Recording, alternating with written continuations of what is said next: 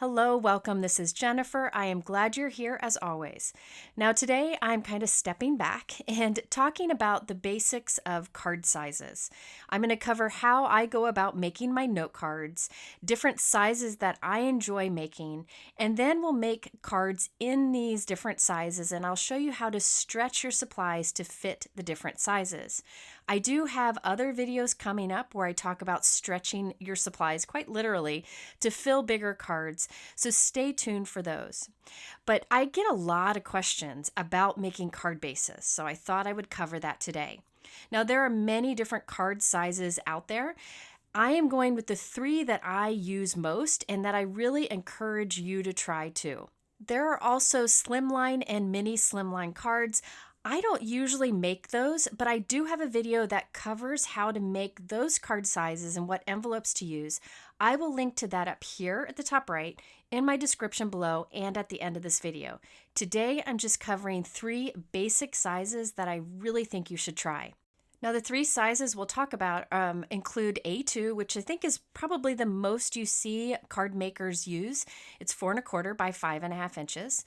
Then there's the bigger A7, and I know many people like that size. It's 5 by 7.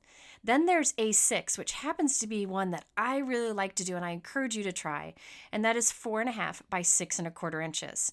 Now, I will link below to envelopes that work with these different sizes. Keep in mind, some people change the size up a little bit other than what you see here, but this is a pretty common size.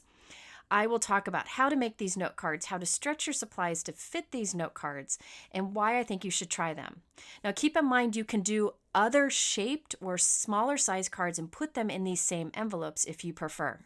I find that when I make cards that are different sizes than what I normally make, my creativity is much stronger. So if your mojo is lost or you're looking to just kind of kickstart things, try doing a different card size. I know it sounds crazy, but it really does make a difference. Before I start making note cards, I do highly recommend using a nice quality heavyweight cardstock for your card bases.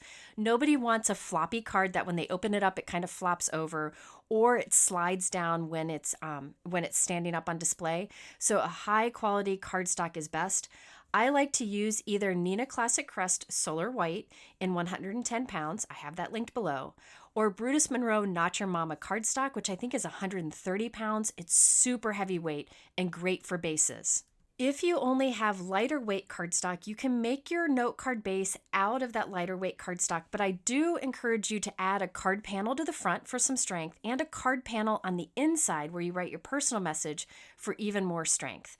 That also is a great way to make your note card strong and not so floppy. All right, so let's first talk about creating A2 cards. This is the size that you probably see most in videos and online for handmade card makers. This is 4¼ by 5½ inches. I will first show you how I go about making top folding A2 cards, and then I'll do side folding A2 cards. I prefer top folding, but everyone's different. Both are great. Now, I start with a piece of 8½ by 11 cardstock, colored or white. I like to do a bunch of these in white and have them ready to go. Instead of cutting first, I score first, and I'm going to score this right down the middle at 5½ inches. I'll use my scoreboard and then I'll fold it the opposite way. So I'll score down the middle, then fold it back on itself and reinforce that with my bone folder. So I have a folded piece of cardstock. Then I'll take my trimmer and cut this in half at 4¼ inches. This will give me two top folding note cards very quickly. It's faster to score first and cut than it is to cut first and score the two pieces. I like to keep a lot of these on hand and ready to go. Now, if you prefer a side folding card, again, start with an 8½ by 11 piece of cardstock and score at 4¼ inches. So I scored it in half the other direction, kind of making a hot dog bun here. I will then reinforce that score line and then cut this in half at 5½ inches. This will give you two side folding cards. So either option works great. Both result in two A2 note cards that are ready to go. I, again, encourage you to make a bunch of these at once, keep them on hand, both side folding and top folding, and then it saves you time when you go to make cards. Now, as for envelopes, A2 envelopes are pretty easy to find. I prefer high quality colored envelopes. We spend a lot of time on our cards. We might as well put them in a nice envelope. I mostly use Cards and Pockets A2 envelopes, Gina K, Tailored Expressions, and Altenew. They have a great selections of different colors, different flaps, lots of great options, and I have those linked below. If you prefer to just use a basic white, I'll link to a pretty decent quality white A2 envelope that you can buy in bulk. But again, I really think those color envelopes are worth it. All of that information is below. And those are just slightly bigger than the note card. Now, another thing you can do with your A2 card, that 4¼ by 5½ inch card, is instead of putting it in a matching envelope size, put it in the slightly bigger A6 envelope. See how you've got a little bit of extra room? You could have elements hanging off of that smaller card. You could even put it in a 5×7 envelope, and that would give you lots of room for some elements to hang off the card. So your card doesn't have to fill up the envelope. You can have some extra space. And so that is one really good reason to have the bigger A6 and 5×7 envelopes on hand. So if you want some elements hanging off, you can. So you can see how the A2 card would fit in the 3 different envelope sizes. Okay, let's move on to the biggest card size that I like to make, and that is A7 note card. Usually this is 5×7 inches. I think that is what people most commonly make. Again, there are other card sizes out there. I'm just covering these 3 today because I think they're all really fun to create with, and a lot of the supplies we use can be used on these 3 sizes. Now for 5×7, I make a side folding note card, and there are 2 different ways to do them, and I will show you both ways. The first is to start with an 8½ by 11 piece of cardstock and score it in half at 5½ inches. This is the method that I use the most because I like the leftover pieces, and I'll talk about that in a moment. So I'm scoring this right down the middle, fold it back on itself, and reinforce with the bone folder. By the way, if you don't have a bone folder and a scoreboard, I highly recommend when you're creating card bases. All right, now this I'm going to cut down to be 5 inches wide. It's 5½ right now. You could just cut a ½ inch off, but what I like to do is cut a 1/4 inch off by just moving it 1 grid line over in my trimmer, and then cut another 1/4 inch off, and that would be a ½ inch total. The reason is I like having these narrow 1/4 inch strips for when I do sentiment strips or want to add dimension behind a sentiment strip, or I want to skip using foam tape. Strips like this are very helpful. So I keep 1/4 inch strips made from scraps like this in a drawer ready to go all the time. You could just cut off a ½ inch strip, but I don't use ½ inch strips as much, and probably that would end up in the trash. These 1/4 inch are very helpful. So now this is at 5 inches wide, and now we need to cut this to 7 inches tall. Now my trimmer here isn't that big. If you have a bigger trimmer, you can definitely use that. I'm just going to cut an 1.5 inches off one side, which will end up giving us a 7 inch tall card. Now this piece here I find is big enough. I'm going to just put that into my drawer that I'll grab like the next time I want to die cut a word or something. I will definitely use those scraps. So this is how I normally go about creating a side folding 5×7 card. I like to keep these on hand also so that they're ready to go. Now you could do top folding 5×7 cards, but you need bigger card paper. You can get bigger paper like 9×13 and so on, but I normally don't do that. For a large card size that's 5×7, that method that I just showed you is the best way to go. And A7 envelopes are available. All right, now if you have a bigger trimmer, another way you can do this is take a piece of cardstock, any size large cardstock piece, and cut it to 10×7. This is what I think most people do. And then you'll score that in half. So I'm just using my trimmer to cut 10×7 and then score it right down the middle. By the way, I like both sizes of the Tim Holtz trimmers, the smaller one and then the rotary one. I just usually use the smaller trimmer in videos because it's easier to show on screen. So again, this was 10×7, score it 5 inches, and you have some extra scraps left over. Either way works. I just like to score first, then cut. All right, now let's talk about A6 note cards. This is 4½ by 6¼ There are some variations of that size. I think this is the size definitely made least by card makers, but I'm telling you, it is such a great size to try. Just a little bit more room can make a card a lot more fun. Even if you start with a smaller note card base, that A6 envelope size is great because it gives you room to have elements hanging off. Now for A6, I again make a side fold card, and this is the way I go about doing it, but I'll show you another way in a moment. I always like to start with a full sheet of cardstock and score it right down the center. It just seems easiest to me. I don't know why, and I can get those thin scraps. So I score down the center, fold back on it, and reinforce that score line. We need to cut this to be 4.5 inches wide. You could just put it in your trimmer, cut an inch off, and have that 4.5 inch width. However, instead of having those inch scraps, which I don't really use that often, I'm going to cut that inch in 1/4 inch increments. So what I'll do is I'll move it 1/4 of an inch over and cut, then move it 1/4 of an inch over again and cut, move it 1/4 of an inch again and cut, 1/4 of an inch again and cut. That gives me 8 1/4 of an inch strips that I can use on many cards. So I'll put that in my drawer. And now the width of this is cut to 4.5. You could do it however you want, totally up to you. Then we cut the other direction to 6.25 inch. This piece here I can save to do some die cutting from later on. I put that in my drawer also. And we have a note card that is 4.5 by 6.25. And it fits nicely in an A6 envelope. I encourage you to give this a try. I will link below to the A6 envelopes that I like, but I will also link to like a bulk source for A6 envelopes in white. They're not as good a quality as the colored ones that I like, but it is an option too. It is definitely a fun card size to use, but definitely a fun envelope size to have because you can use it with your A2 card and elements hanging off. Now, there is another way you can go about making this A6 card. This is another way, and this allows you to cut first, then score. So you start with a piece of cardstock that is 6.25 by 9.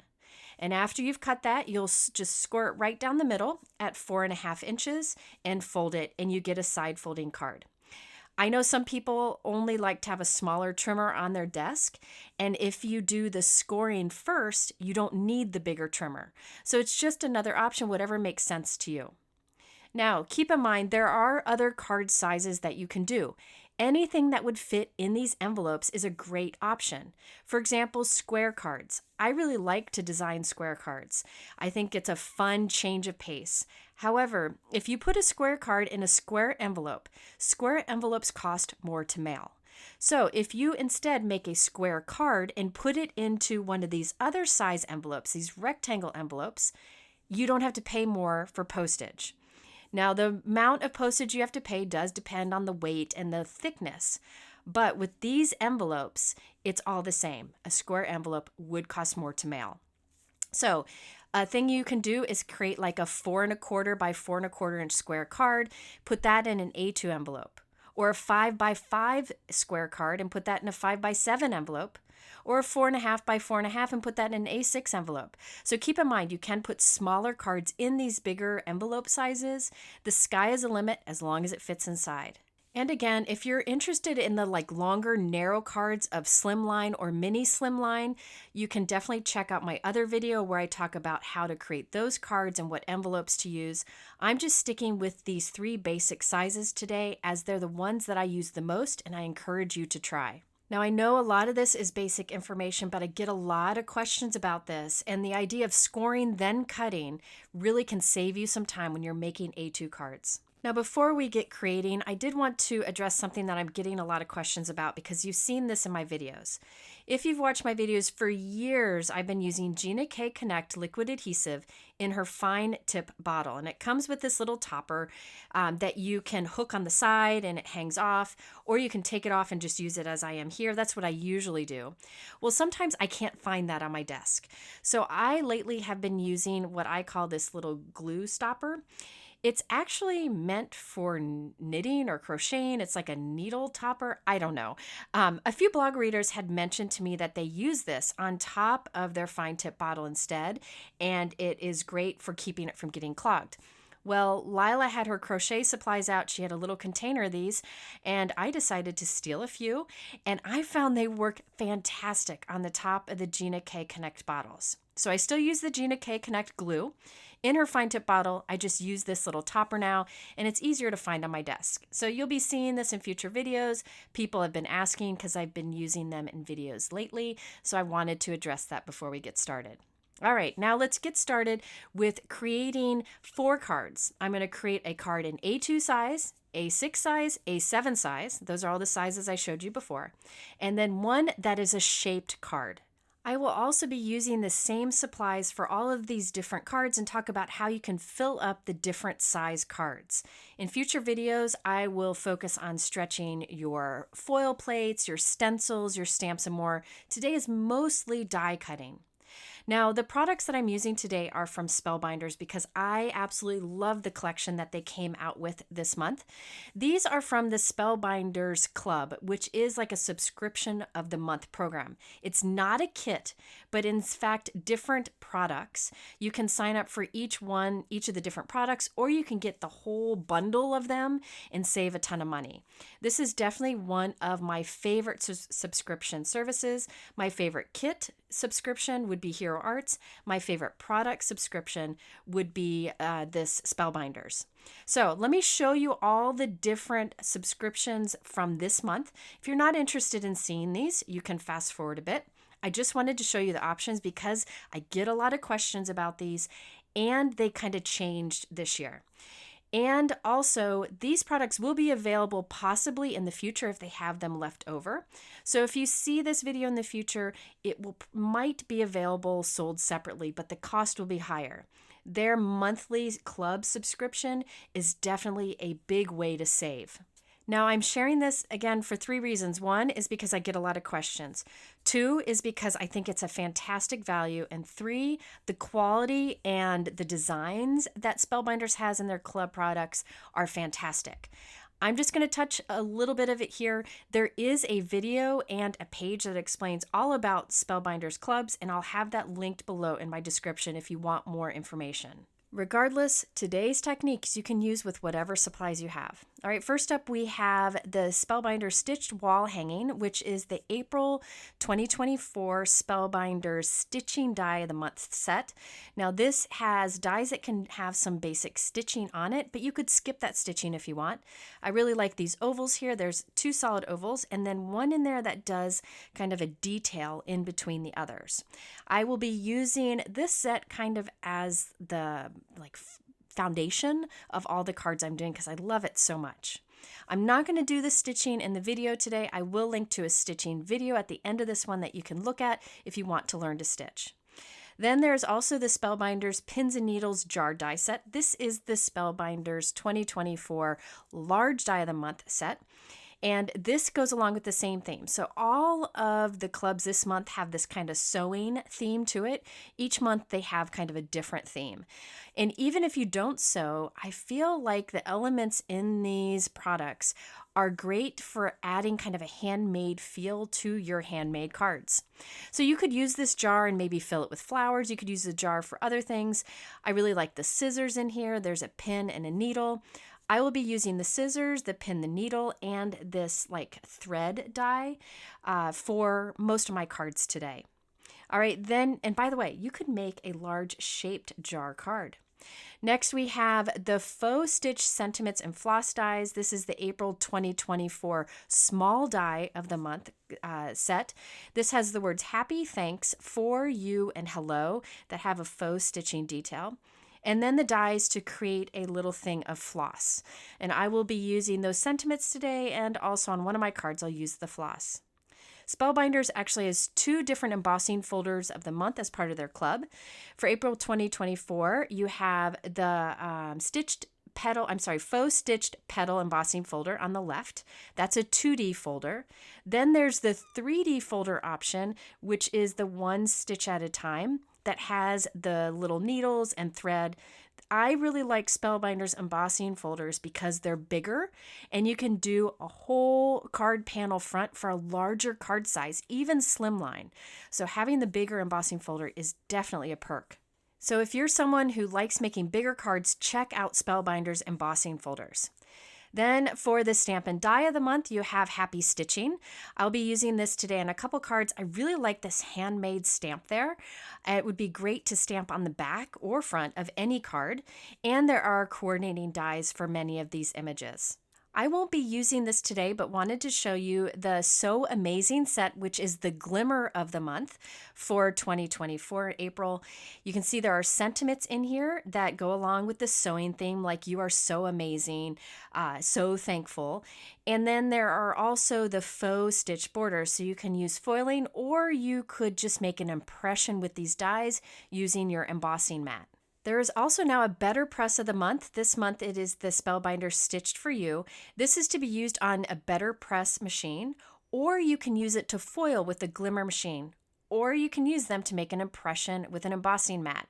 I will link to a video all about how to do those things up here on the top right if you want to learn more. I'm not using this today, but it is another option.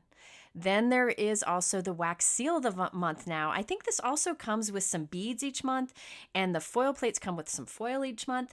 I really like wax seals. I'll put a link here to a video all about wax seals.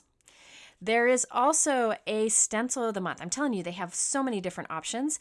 This is this month. You can see there are 5 stencils here, and it allows you to create like a rainbow of floss across a card. Now, stencils are excellent on bigger card sizes too, especially if you have a repeating pattern like this.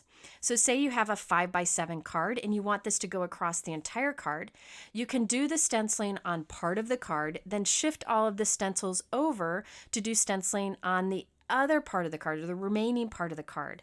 I'm not using this today, but it definitely would work for these larger card sizes, and I might try to use in a future video.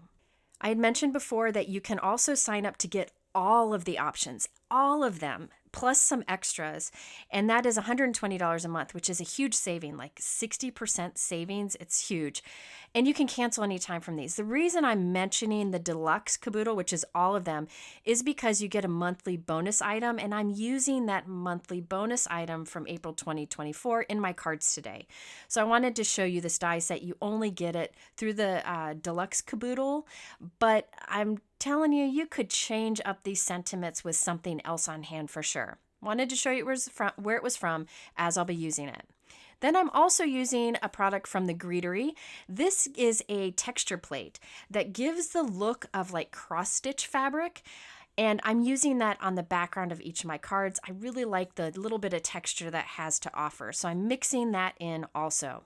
So now that I've talked about all the card sizes, let's make a card in each of those sizes, and I've shown you all the products that I'm using so we can dive in. But keep in mind, you could use oval dies or circle dies that you may have and do similar card designs with other supplies. I'm starting with the large oval from the Stitch Wall Hanging die set, which is the stitching die of the month for April. I cut it from white cardstock, and now I'm using that Greetery texture plate, and I'll run that through my die cut machine. You run it through like a regular die, and it gives you this fun texture that looks like the fabric, or I guess you call it the fabric, that you cross stitch on, which I spent a lot of time doing when I was a kid. So that will be the background. Next, I need to create the frame, so I taped the 3 dies together, and it cuts this oval frame with that fun detail to it.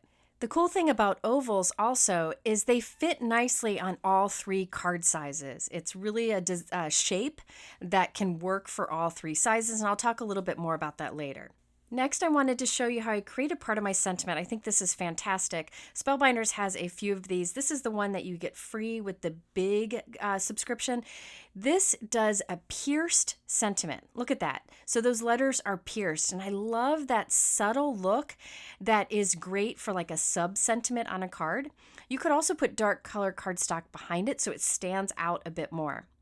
I then used the small die of the month to create that hello sentiment that has faux stitching. I created that from gold brush cardstock and then put the arched faux stitched sentiment below it. Now I can tuck my little flowers underneath it. This is kind of how I form things, usually in a triangle. So I have that triangle of the 3 flowers, and I try to make 2 of the flowers close together. I feel like that just pulls it all together. And I like to have my sentiment elements overlapping. I feel like when everything overlaps a little bit here and there, it just pulls it all together better. From the large die of the month, I created this little needle and thread, and I'm going to pull up my sentiment strip here very carefully so I can tuck it behind. And this will also help to pull all of those elements together. Now, I apologize for not showing the die cutting and the stitching and all that, but I really just wanted to focus on the design. Be sure to check out that stitching video if you want to learn more about that. But keep in mind, you can use any oval dies in any shapes that you want to put on them and make it work for the 3 size cards. For the background, I'm using the 2D embossing folder for April 2024. You could use any embossing folder here. Again, you can see how the embossing folder from Spellbinders is big, so this paper fits in there nicely. I like to line it up with the pattern so that the repeating pattern fits nicely on the cardstock. The nice thing about this particular folder is both sides look good. So I'm actually going to glue it onto my card base so the back side is facing up. I just thought it was really nice that I had the 2 options. Now I will glue that panel onto a top folding 4 1/4 by 5.5 inch note card. And then we can add our oval piece right there in the center. I did add some little what do you call those? Little buds, I guess, little buds sticking out here and there from the same stitching die set, just to kind of extend some of that lighter color out against that darker background. I was really excited to use all of these like sewing themed products because they all work together so well, and I love all the little details. So this, I feel like it inspires me to do more of this, where I pull together a bunch of different supplies of the same theme and put them all on one card to really create something special. I did put some gold gems at the center, a couple of the flowers, but besides that, I skipped any other embellishments.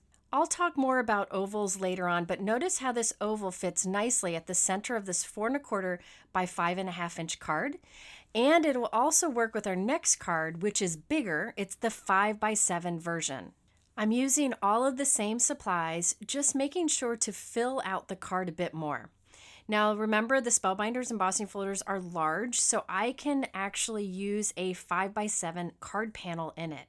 Now this is a 3D embossing folder, and it gives a lot of fun detail that ties into the theme of the card. Now I know I'm a little excited about all these products, but you got to remember, even though this is my job, I still love what I do, and I'm really excited when I see fun design products. So I created another oval just like I did on the last card, and I'm gluing at the center of our card panel.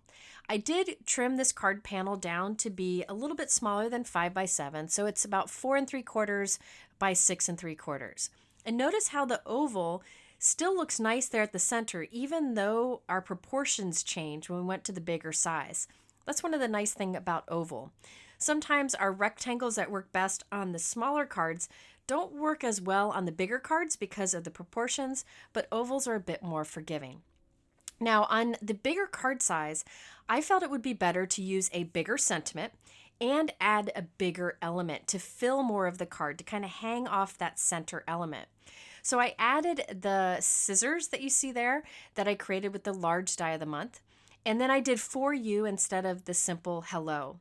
I also made sure more of my flowers and leaves hung off of that oval to kind of pull in that larger background space.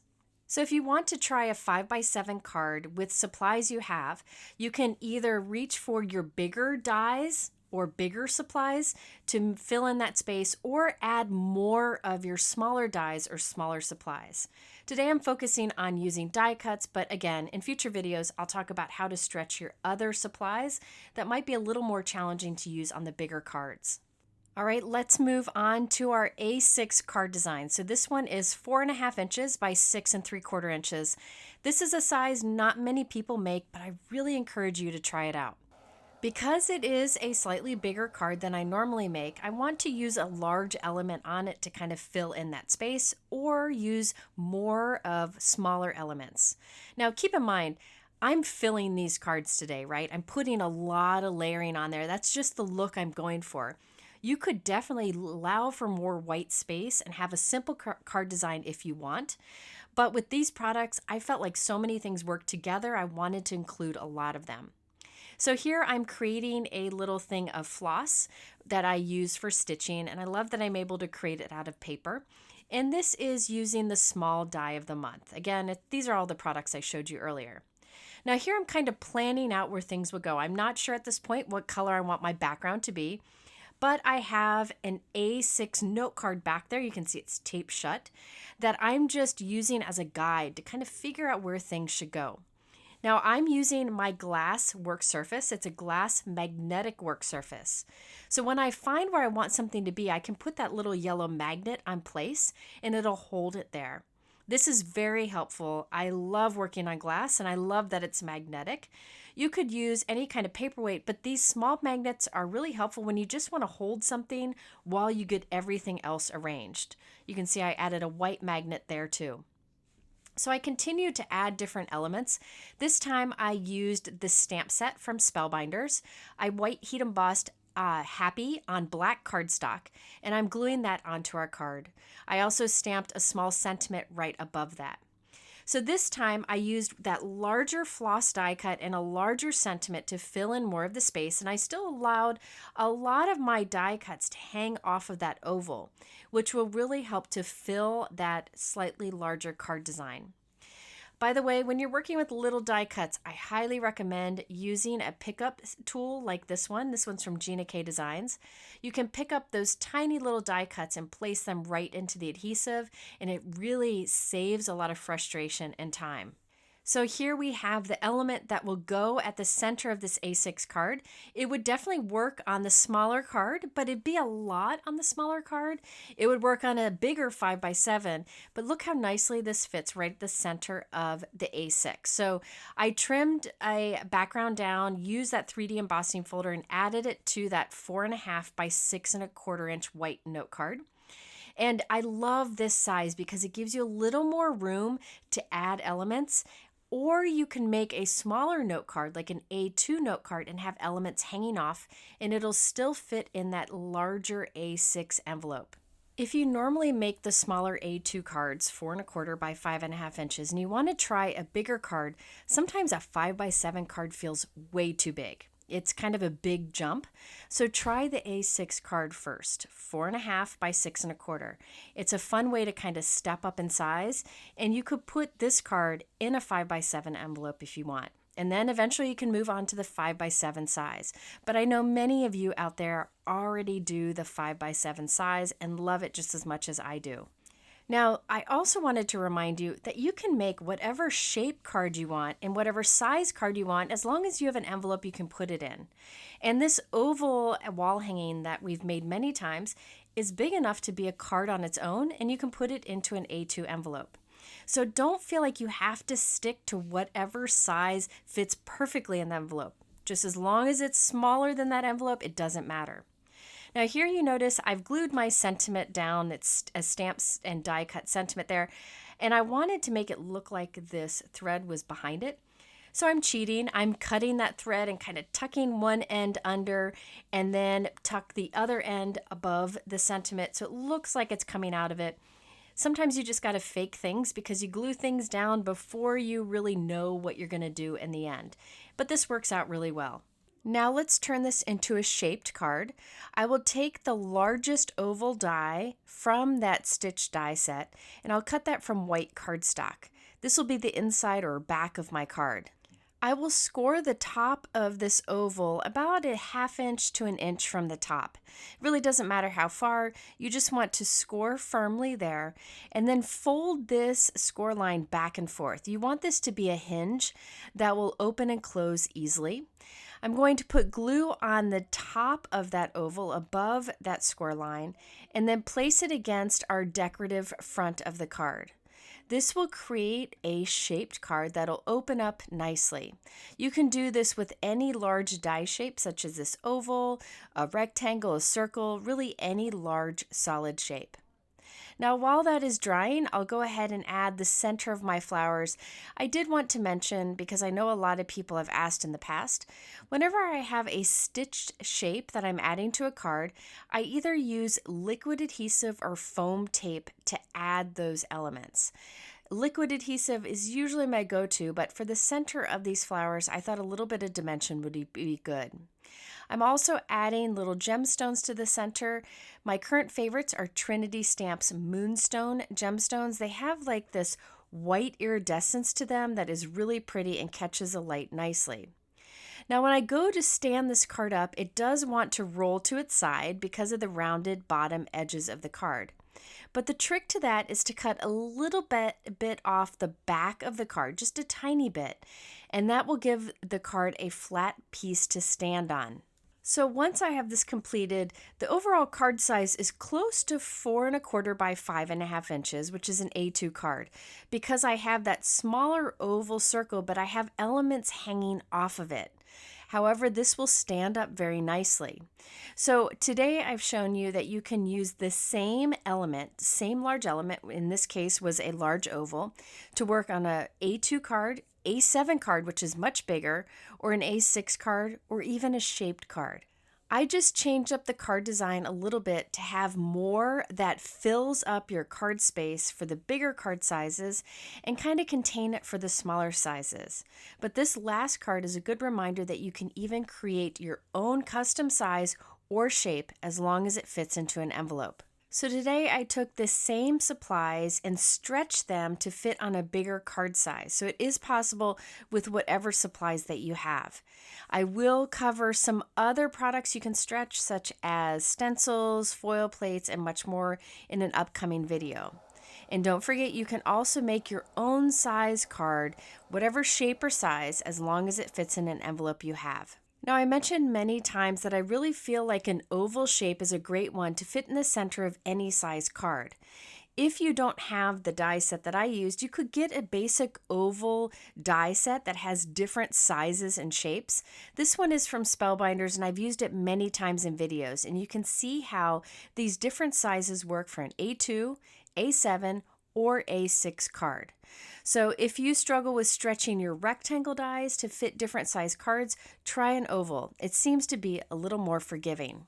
Now, I mentioned I have more videos coming up with these different card sizes. Here's a peek at my next video.